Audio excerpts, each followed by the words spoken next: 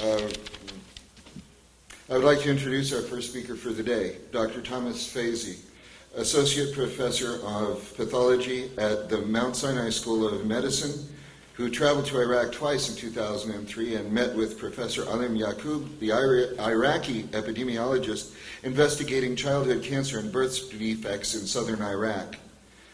Dr. Fasy will present his research on the impact of depleted uranium weapons used during Gulf War and the implications for the health of those in the war zone, the region, and the planet. Dr. Fasy is an expert in the area of nuclear toxicology and has been studying this since the mid-50s. Dr. Fasy?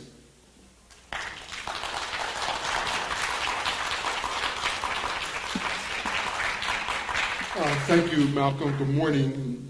Assalamu alaikum. Could I have the next slide?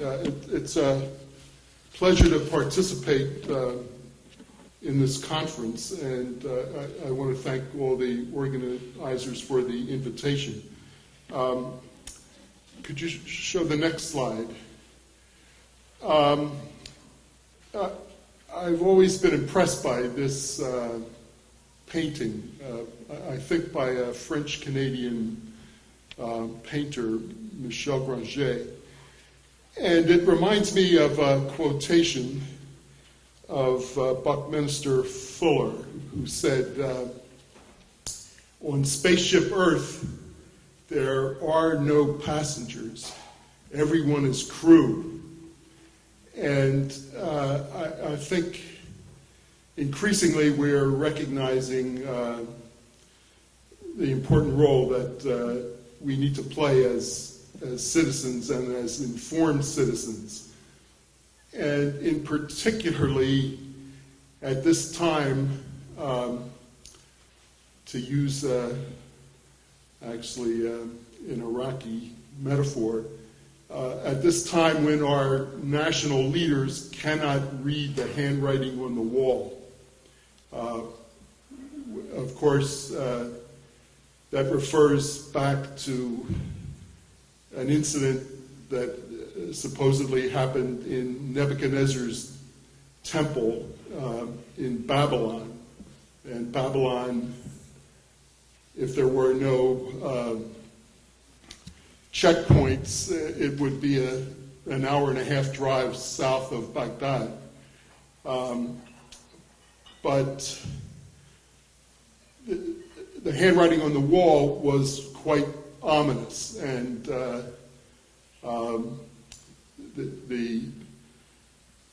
the king was unable and unwilling to read it. So I think we have an obligation to become informed and develop a vision and to become more active. I think increasingly we're depending on civil society to solve national and international problems. Okay, so let's jump right in to a quick review of the history of uranium. The next slide. So uranium was discovered by Klaproth in 1789, and not too much later it was found to be toxic in experimental animals, and that information has consistently been reinforced. And in 1888, uranium was found to be acutely toxic to the kidneys. And in 1896, Becquerel in Paris was doing experiments with uranyl potassium sulfate and accidentally discovered that uranyl ions are radioactive. But the next,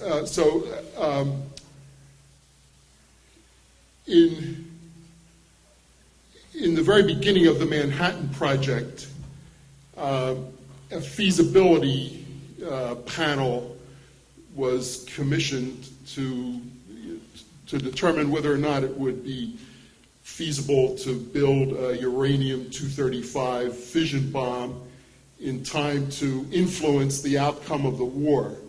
And within a short time, this panel reported back to President Roosevelt that yes, it would be feasible, but there were two caveats. It would be extremely expensive, and it would require at least 10,000 workers to mine uranium, to purify or extract and purify uranium, and to enrich uranium-235. And they said, we know that uranium is toxic. And so accordingly, a little bit later, as part of the Manhattan Project, a rather large-scale uranium toxicology research program was started. It took place mainly at the University of Rochester, but also in sites in Chicago and also in some of the national laboratories. And a great deal was learned about the toxicity in different mammalian species and the toxicity when it's administered by different routes. So it was recognized before the Manhattan Project that uranium is toxic.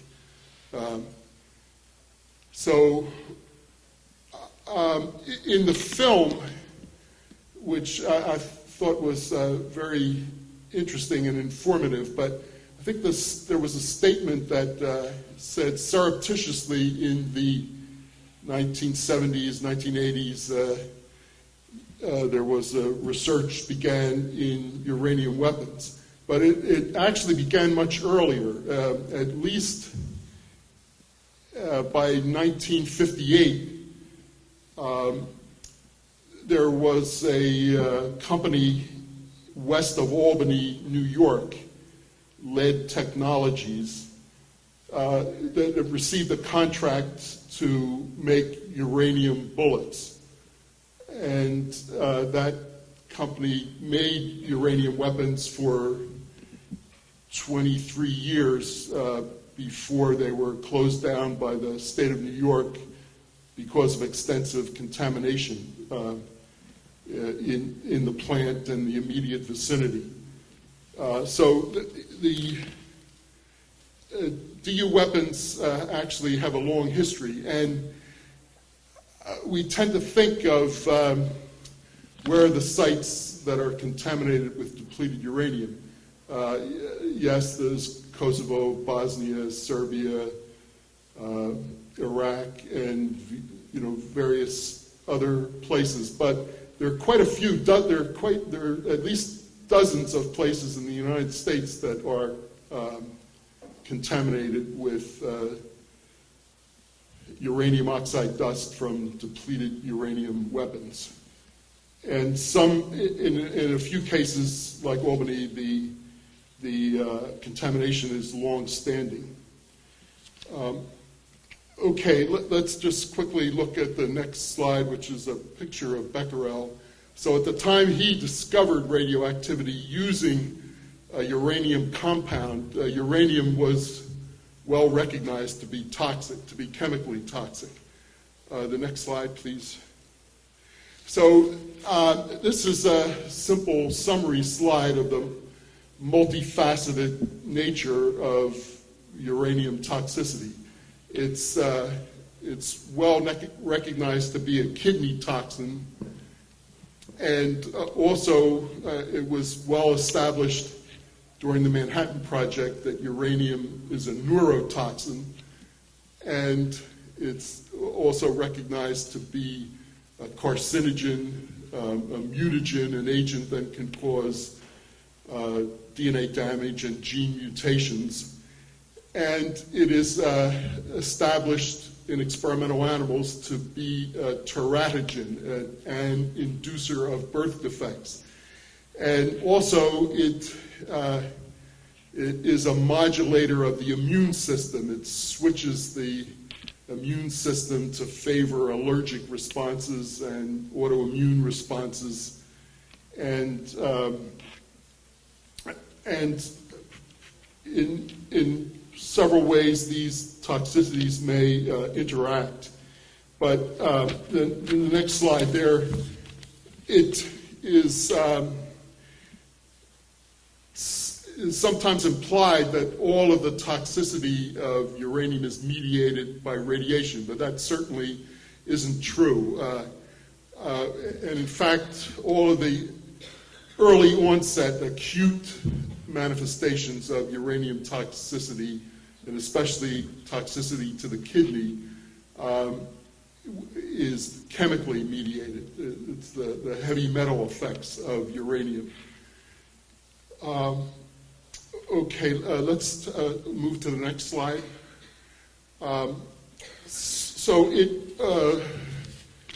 For quite some time, it has been recognized that uranyl ions bind to DNA. They bind in the minor groove of DNA, and while bound to DNA, they are chemically reactive. That is, they can catalyze the formation of free radicals which may damage DNA. And that DNA damage is chemically mediated. There also may be some contribution of radiation to DNA damage. But it's important to remember that uranyl ions, the form of uranium that predominates inside the body, uranyl ions bind to DNA. So they're in a critical position to cause DNA damage. All right, the next slide. So we saw in the film a review of these depleted uranium kinetic energy penetrators, which do not look like the traditional shell or bullet. They look more like a dart or an arrow. They have a very sharp tip. And the principles of the kinetic energy penetrator require that the penetrator be very dense or have a maximum mass, but also that it be fired at an extremely high velocity, and also that its point of impact is very small. So when it hits a hard target, much of the kinetic energy is immediately converted to heat at the point of impact. So that heat is applied at a very, very small area on the target and tends to cause it to melt and allow penetration. But that penetration often causes friction that sets the penetrator on fire, and at least part of it undergoes combustion. It burns, and it releases, while it burns, it reacts with oxygen and releases uranium oxide dust particles, some of which are very, very small. So the next slide. So why are very small uranium oxide dust particles dangerous? Well, there are several reasons. One is that the uranium oxide dust particles contain extremely high concentration of uranium oxides.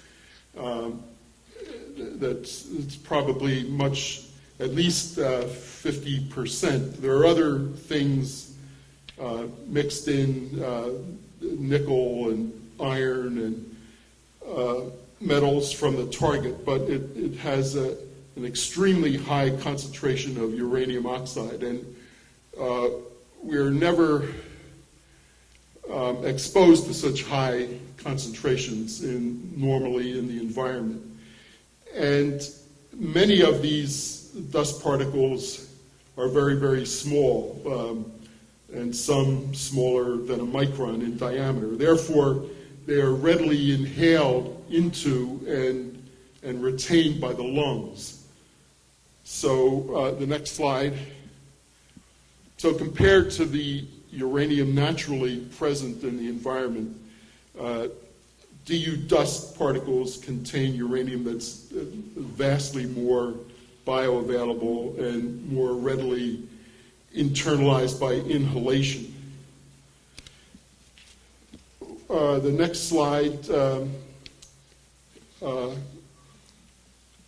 emphasizes a basic principle of toxicology.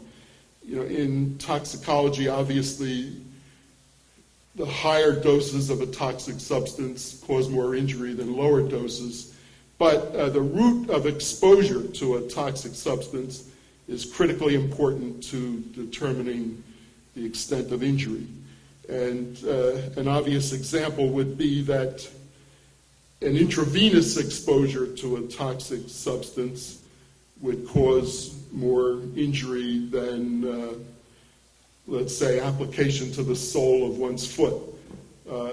And that's almost trivial, but I would like to move on to compare and contrast two other routes of exposure, particularly to uranium oxides, and that is exposure by inhalation and exposure by ingestion. So could we move to the next slide? Okay, so on the left-hand side of this simple diagram is the GI tract.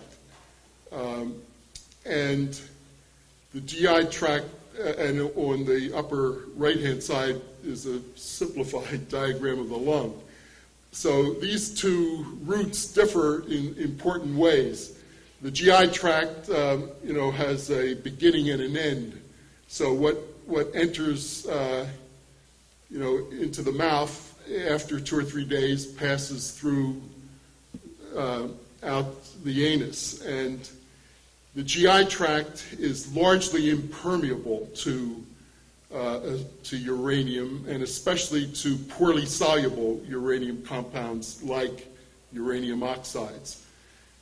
In contrast, the mucosa lining the upper and the lower airways of the lung are more permeable to dissolved uranium, and the lung does not have an exit, so any particles that get deep in the lungs, in the alveoli, essentially stay there forever unless they melt or are picked up by phagocytic cells and carried to the lymph nodes that drain the lungs. So for poorly or moderately soluble uranium oxides, exposure by inhalation causes much more damage than exposure by ingestion, because there's actually very little uptake from the GI tract. Okay, so could we move on to the next slide? And I think this is an important, actually, let's return back to the previous slide if we can. So we could consider inhalational exposures are orders of magnitude more toxic than exposures by ingestion. And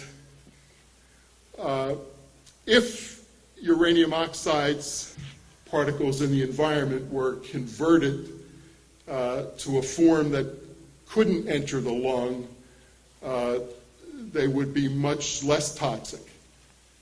So let's move to the next slide, which I think makes that point. So it's often said that the contamination from depleted uranium in the environment will persist for billions of years. And I don't think that this is likely the case, that it probably will persist in the environment for years or decades, but eventually by oxidation or by melting or by dispersal and the winds, the contamination will gradually dissipate. And it's difficult to say how long that will take, but it will not persist for billions of years. But any weapon that persists on the battlefield after the war is over is considered an illegal weapon. Okay, so let's move on to the next slide, and actually the one after that, the next one. Okay, so I just want to quickly run through some chemistry. There are several uranium oxides, and the major ones, the major three, are listed here. And uranium dioxide on the upper left is very, very insoluble, and whereas uranium trioxide is moderately soluble, and the other one in the middle has intermediate solubility.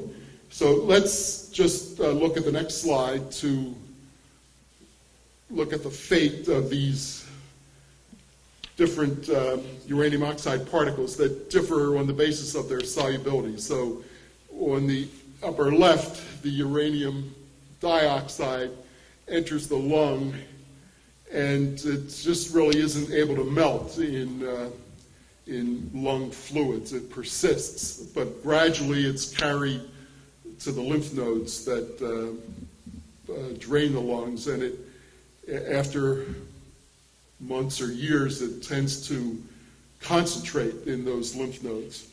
Whereas the uranium trioxide, which is moderately soluble, eventually does dissolve. It enters the circulation, and it basically is carried to every organ. And as was mentioned in the film, it can pass the placenta, it can pass the blood-brain barrier. But the main storage depot is in the bone and teeth. But whatever is in the bloodstream, much of that gets excreted by the kidneys. So let's look at the next slide, which I think lists the target organs, or the organs of accumulation following an inhalational exposure to uranium dioxide. So it enters the lungs. Some of it stays there for a long time, and some melts, gets into the circulation, and is gradually excreted by the kidneys, and much of it is stored in bones and teeth, and some of what is in the lungs initially gets carried to the lymph nodes, draining the lungs, where it persists for a long time. The Department of Energy has a program that encourages retired uranium workers to donate their body to science. And there have been several such donations which have been analyzed and published. And most of the total body uranium, most of that is in the bones and the teeth. But the organ that has the highest concentration of uranium, and in some cases it's an extraordinarily high concentration of uranium, are the pulmonary lymph nodes, the tracheobronchial lymph nodes.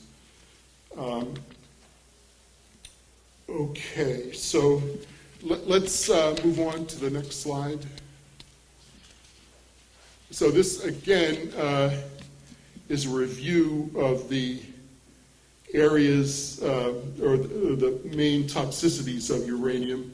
And I would like to review some of the signs and symptoms that occur from uranium poisoning. And this is a compilation of a review of the medical scientific literature, and including a few studies in humans, many studies in experimental animals. But it also includes the symptoms that were manifest in a cohort of 10 New York City soldiers who had documented contamination with depleted uranium based on urine tests that showed abnormal ratios of uranium isotopes in their urine. Okay, so that's the next slide just sort of elaborates on what I just said. These New York City soldiers were exposed in the summer of 2003 in the south of Iraq in a town on the Euphrates River called As Samoa. And their urine was analyzed about 4 months after their presumptive exposure ended. And they subsequently filed suit against the Army for their injuries, and therefore they elaborated their symptoms in the motion that was filed. So the next slide. So a very prominent early symptom, which sometimes an early set of symptoms which sometimes persist, are kidney symptoms. And those include blood in the urine, gross or occult hematuria, and also protein in the urine. And also, this usually doesn't last more than a few weeks or months, but many of these soldiers complained of or noticed an inability to concentrate their urine. So a normal adult excretes 2 or 3 liters of urine a day, and some of these individuals are excreting 10 or 15 liters of urine a day. And that's reflective of the injury to the kidney tubules. They were not able to reabsorb water. And many of them also complained of kidney stones or symptoms that were consistent with kidney stones, flank pain. And they also complained of burning in their urethra upon urination. Okay, the next slide reviews some neurologic symptoms, and one I should have listed first visual disturbances, which include blurred vision, double vision, distorted vision of various kinds. And many of them who never had problems with headaches developed almost daily migraine headaches. And many of those had a light sensitivity, photophobia.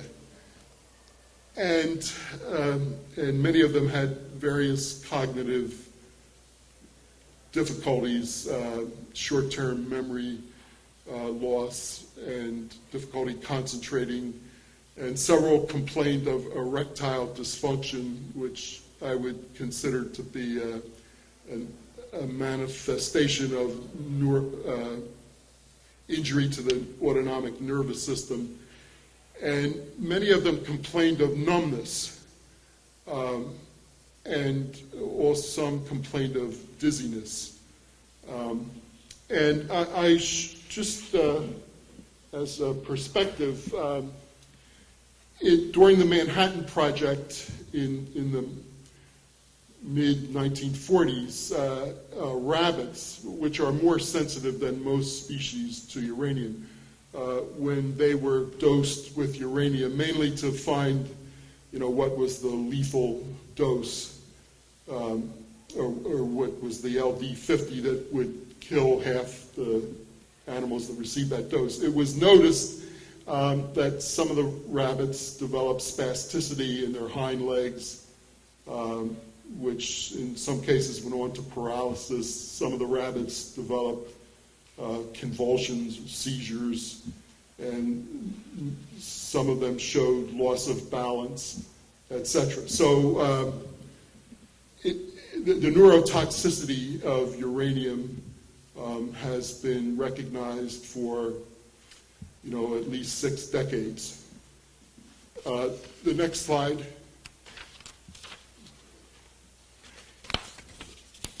So many of the New York City soldiers have complained of fatigue and sleep disorders and mood disorders, and also of fibromyalgia, which is a chronic, widespread pain syndrome. And so these also are features of so-called Gulf War syndrome. And the next slide in this set just points out that several of the soldiers have, when they returned, developed allergic and autoimmune symptoms, and several of these had to do with the skin. And several of them developed swelling, asymmetrical swelling of their face or one side of their face, or of their hand or hands. And they also complained of joint pain and muscle pain. Okay, so let's move on to the next slide, which has to do with testing.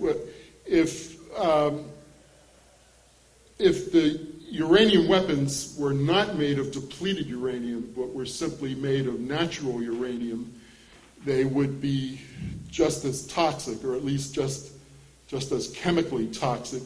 But if uranium weapons were made of natural uranium, they wouldn't be traceable. They wouldn't have a signature. They would have the normal natural isotope ratio. But depleted uranium has an abnormal isotope ratio. It has much less uranium-235 and uranium-234.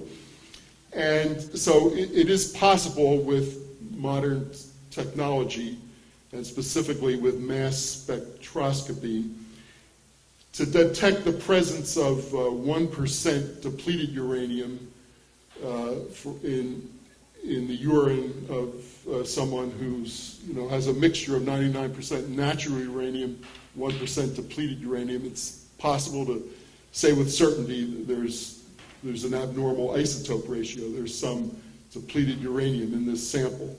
And the gold standard now has become a test that was described by Professor Parrish in February of 2006 in one of the main, in the journal Health Physics. And that describes in some detail the urine test for exposure to depleted uranium. And as you know, several states, Louisiana, Connecticut, New York, and hopefully Oregon, have passed laws in the state legislature that would facilitate such testing for veterans returning from Iraq. Okay, so the next slide just reviews again the target organs where uranium accumulates in the body. And in individuals, let's say, who were exposed to depleted uranium in February 1991, may no longer have detectable depleted uranium in their urine, but it's very likely that they would have detectable depleted uranium stored in their bones and teeth, and even more likely that they would have depleted uranium in the lymph nodes that drain their lungs. Okay, so I would like to just finish up with two additional topics. So could we quickly look at this slide, and which is an ancient mosque in Baghdad, and the next slide, which shows Dr. Yaqub and Dr. Hassan. Dr. Yaqub tragically died in early 2004, and Dr. Hassan is a pediatric oncologist in Basra, and they documented together an increased incidence of childhood cancer in the province of Basra, and also an increased incidence of birth defects in Basra. So I'm just going to review quickly three charts or graphs. So let's look at the first one. So this, the horizontal line is which comes to 0 on the left is the incidence of childhood cancers in 1990, before the Gulf War started, and listed in subsequent years are increases or decreases. So after a latency of 6 years or so, there was an increase in all childhood cancers, shown in the red line, and in childhood leukemias, shown in the yellow line. I don't have, I believe that the data is still being collected, but I don't have the data for recent years. The next slide focuses on an age breakdown of childhood leukemia over these years. So in red, the red spike shows the number of cases of childhood leukemia in children under 5, and the green spike, shows leukemia in children between the ages of 10 and 15, and the yellow between ages 5 and 9. So let's look at 1990. In 1990, in this hospital, which diagnoses and treats all the children in the province of Basra suspected to have leukemia or other cancers. In 1990, there were 2 cases of leukemia in children under the age of 5. In 2002, there were 53 cases of leukemia in children under the age of 5. So that really is a striking and worrisome increase. And from my perspective, it's not possible to say to what extent depleted uranium in the environment may have contributed to this increase. There were nutritional factors and other factors may have contributed to this effect, but that really is a worrisome increase. So the next slide shows changes in the incidence of birth defects in one hospital, which accounted for approximately 20% of all the births in the province of Basra. So if there were roughly 3 per 1,000 live births, 3 children with congenital malformations per 1,000 live births in 1990, but there were 7 times more in the year 2001. So that also is a worrisome increase, and the extent to which depleted uranium contributed to that is difficult to say. However, it is known from experiments on animals that uranium is a carcinogen and uranium is a teratogen. It can induce birth defects. Okay, so I'd like to finish up with just a brief review of international law relevant to this case. So could we skip the next slide and go on to the one after that? So uranium oxide dust derived from depleted uranium weapons is inherently toxic. It's intrinsically indiscriminate. It injures soldiers on both sides as well as civilians. It damages the environment. It persists on the battlefield. It's not confined to the battlefield, and it causes superfluous injury. So because of these features, the next slide, please, the United Nations Subcommission on the Promotion and Protection of Human Rights has consistently ruled that depleted uranium weapons are incompatible with existing international humanitarian and human rights laws. And the next slide lists some of the other weapons that are also considered to be incompatible with existing international humanitarian law, and that includes, in addition to DU weapons, cluster bombs, fuel air bombs, and both of which have been used in Iraq, as well as other weapons. So I think I should stop there, and thank you very much for your attention. So I'd be happy to respond to any specific questions that may arise.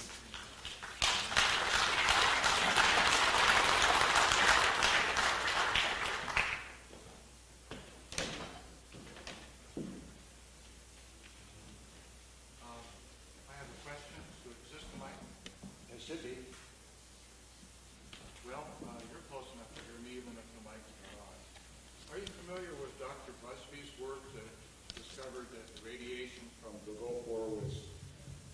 are you familiar with Busby's work about the radiation drift from the Gulf War II that showed up in the United Kingdom? Yes, I am. And actually, just before responding to that you may remember in the Army training film, there was a quick statement that soldiers should be warned to not get closer than 50 feet or 50 meters from a damaged tank that presumably was contaminated with depleted uranium dust. And that implies that depleted uranium dust isn't carried in the air. But this scientist in Wales, Chris Busby, I believe he demanded through Freedom of Information Act intervention to get the records of a nuclear safety monitoring station which had air filters on its roof to measure the amount of uranium. And I'm not sure if it was every 3 days or every week or what the period was, but they had kept consistent records. And there was some fluctuation in the amount of uranium that was detected in the filters.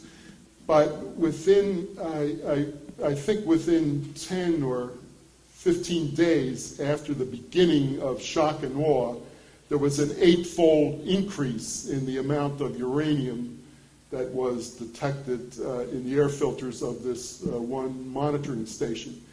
And that could not be accounted for by any accident in some nuclear power station anywhere in Europe, let alone in England. And so that was published initially as a report on the internet, but it subsequently was published in a journal. I don't have the citation, but the authors were Chris Busby and Saoirse Morgan. And that,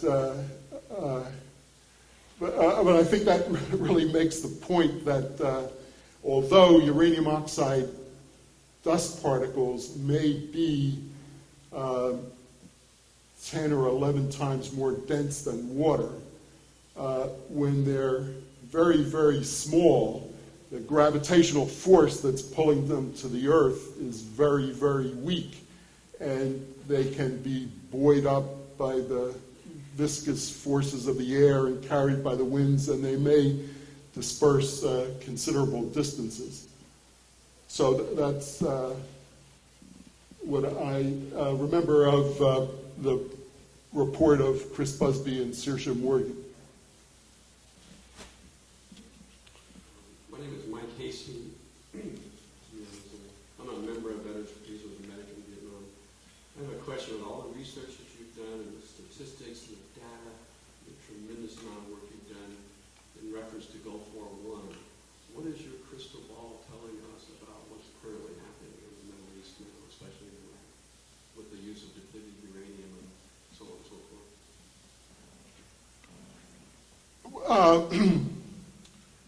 Yeah, so I think, it's difficult to say. There's very, very limited data available.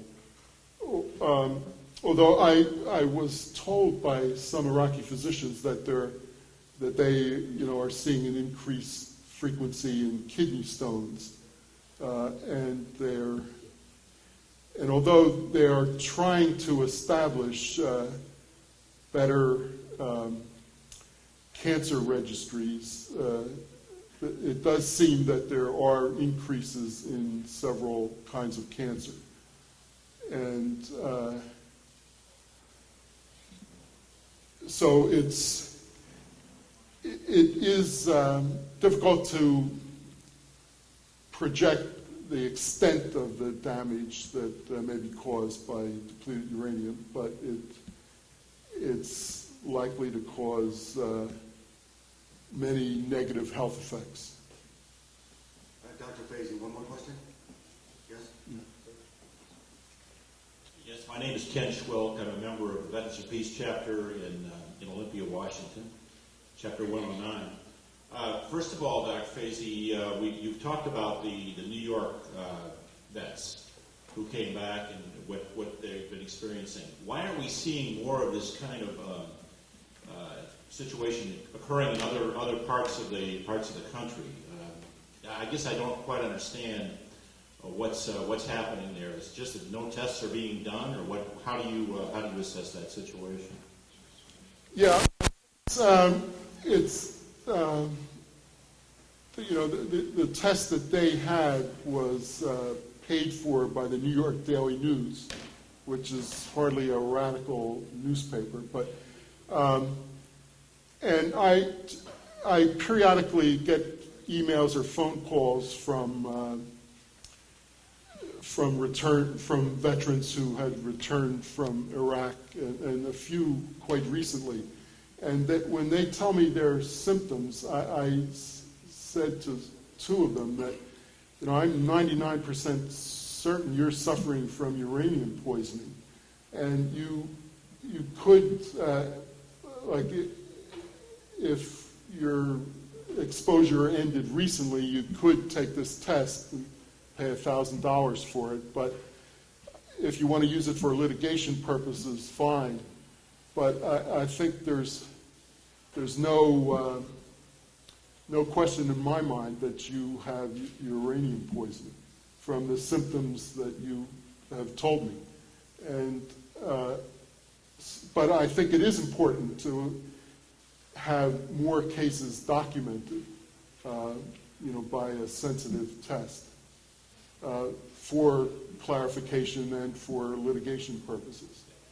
One other thing, just to mention this, the state of Washington did do a study on this very subject, the result of a Senate bill that was passed last year. Are you aware of that? The Joint Committee on Veterans and Military Affairs, depleted uranium exposure effects and recommendations? No, I'm not. I know of Jim McDermott's efforts in the House, and I know that some scientists at the University of Washington are collaborating with Iraqi scientists. But I don't know of the bill you just cited. I'd like to hear more about it. Perhaps we should get a copy of this to you. Yes, thanks. Okay, thank you.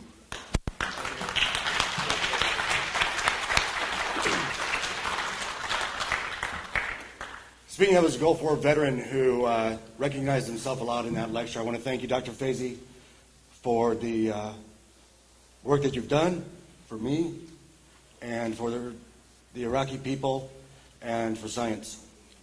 We're going to take a short break now. I'd like to keep it short so we can try to get somewhat back on track.